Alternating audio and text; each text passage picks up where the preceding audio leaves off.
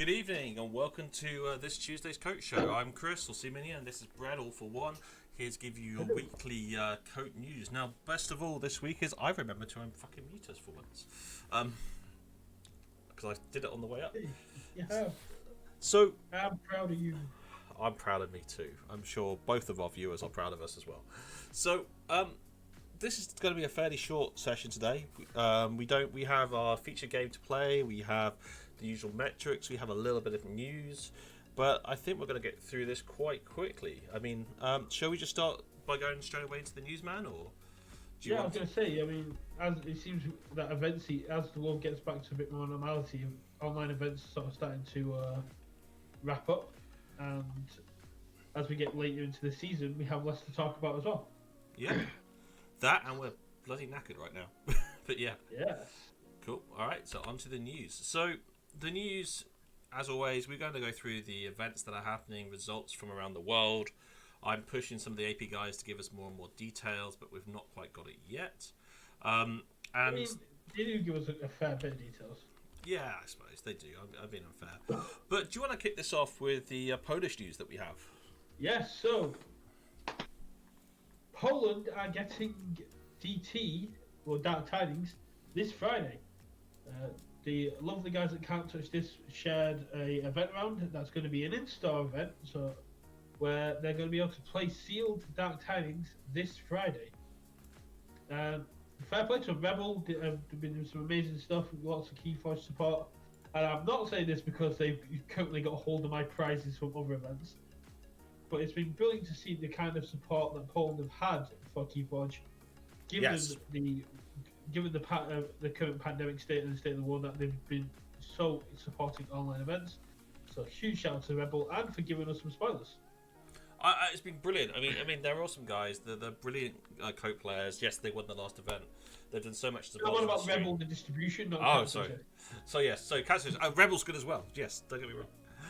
Okay, I'm going to move on swiftly now to the KFPL. So the KFPL this Saturday, they are running a 2 for events. So 2 events, you pick and play one, and they say, do you want to take the light or the dark side? I'm not sure which is which. So one event is 2 decks, survival, 75 Sazcat, no Heart of the Forest, no Genka. The other side is 2 decks, no Sazcat, no restrictions. So the aim is $10 to enter the event. You pick which of the events you're going to play in, and there's qualification for KFPL Season 3, plus luxury playstyle gift cards up for grabs. Both events will take place simultaneously, which is quite interesting. Yeah, so 2 events happening at the same time, so obviously then you can only really enter one. So, I mean, you could enter both if you're feeling spicy. I think they had a rule that you could only enter one. But you can't enter one with one username. You could enter both with 2 usernames. And if you win both the 2 usernames, then you have to enter to play the KFPL with both. No, okay, yeah. Anyway, moving on. We're going to move on to the Swindle now, man. You want me to talk about Swindle? Yes, please. So, over the last weekend, there was Swindle's the big one. They raised a lot of money for charity. A very long stream going on over. I mean, I had to drop out because of it. Drop out because of how good, because of how late it was going. It was a very long stream. Great to see Zach from Call of Discovery and more of us doing some brilliant commentary and encouraging people to donate. Some really good gameplay. I believe Zaramis of Final Swindle ended up winning the event, but everybody played amazingly, brought some amazing decks. And when I went talking to Karen after the event, couldn't believe the level of gameplay that was brought. There was just under 40 participants, but there was a lot of events going on over this weekend, so it's quite understandable. But a huge shout out to anyone who donated to 2 Doctors Without Borders in that event, and a huge shout out to Final Swindle. I can't wait to see what other events they've got coming up. Yep, awesome. And you have the text about their event this weekend, or the 28th? Sorry, the event on the 28th. 28th. Quite. It's in the Discord, man. It's our chat in Discord. Oh yeah, 28th. Oh. Do you want me to go it? Yeah, you've put it in there, but I can't click any links. Okay, so it's a Mori. Okay. Yeah. So this is the Final Swindle Morai, where basically, but it's a quick variant. So I'm not too familiar on the rules of that. But Morai is essentially a format where you bring 3 decks, and each of those decks is assigned a format. So they're between Reversal, Archon, and Adaptive. And the quick variant, I imagine, will be a little bit like Quick Adaptive, where you bid chains to secure the format. But don't quote me on that. But if you are interested in that, please do go to the Swindle server. They're amazing people, and I can't promote their events enough. Sure, awesome. So moving on to an event that's local and dear to our hearts, a Bitsy event, Board in the City, which is our Southampton game store. Ivana from there is running, I think you could argue it's her second event that she's ever run. Yeah. And the text is, there is a rivalry in the Crucible. There's a rivalry in the Crucible, and through a series of tournaments, we will find out which party in the rivalry is better. On the 27th of March, there will be a Dis versus Samson event.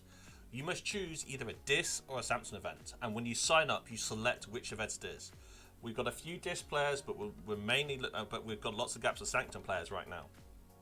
But you can't have both houses in your deck. When Ivana was looking for a themed-based tournament, and I brought up the fact that there's a lot of cards that show rivalry between houses, like Common Cold and Untamed, Niflcog having Martians in it, Sanctum and Dis is an easy one. So the tournaments are based on those kinds of situations, and it's finding out who's the strongest house between them. It's a bit weird to see because you got to think there are some amazing Sanctum decks out there. Yeah. But if I was going to play, I would probably go Dis as well, because this is amazing. But if Sanctum are needed, I will heed the call and I will dig through and find a Sanctum deck. So I'm quite tempted to turn up with a Sanctum deck on the 27th, depending on a few things. I keep promising to go to events and life gets in the way, unfortunately. But hopefully I'll make this one. But no, we're looking forward to it. So go to the link on the screen if you want to sign up. It's to help raise money, I believe, for Board in the City as well. So this is a great cause. Right, moving on to ABR next, man. ABR. So this week in ABR, based on the team's performances. So Hobo's Revenge took out the Dusk Runners. Hobo's Revenge and Dusk Runners both went 5-5, eking out two extra points from a featured match. So please go check that out. Boat Niffing's Bowl Problems took out the Fuzzy Bunch 7-3. The Quixel Heads put some amazing forth on Fluke. There it is, with another featured match tiebreaker. So please do go check out these featured matches. Big Green Gourmets took on the Plague Drats 6-4, and Z-Force Agents bombarded the Raiders of the Damned 6-4. This lands Bonifing's Bowl Problems at 36 points, followed by ZFA at 29 points. Hobo's Revenge bringing up third at 28 points, Gourmets at 26, and the other remaining teams hovering between 22 and 18. There's only 3 weeks left with these rotating formats, and at this point it's still anybody's game because these points do fluctuate. But Bonifing Bowl Problems got a hefty lead. So, as we've seen in Kote before, just because you have a hefty lead does not mean you're going to win. Exactly. So it's going to be interesting to see how it goes.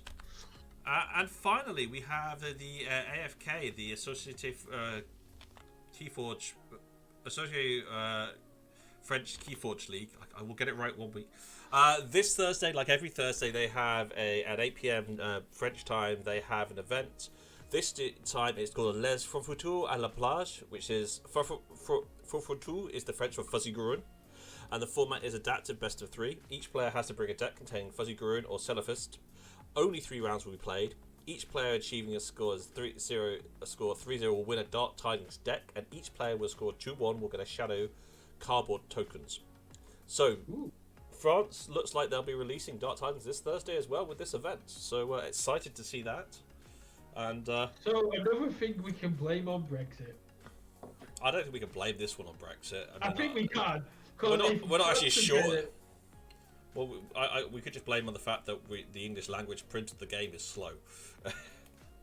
No. I'm 100% blaming Brexit first. I will normally be the first to happily join you with this one, but I will let them off this one occasion. Okay. So, you've made me lose my train of thought now, man. Thank you for that. That was my goal all along. Oh, what's new, man? What's you? So we're going to move on to the metrics now. I'm just going to pull them up because I obviously closed the tab I needed. But this week we have some great questions from Damien that I look forward to seeing how everyone comes with. I can't wait to see these areas. Where the fuck has that gone? So, week 5 metrics. There we go. Thank you. Week 5 invitation to you. There we go. There we go. So this is usual for if you're one of the first-time viewers here. We have a set of metrics every week, and we go into a few questions at the end.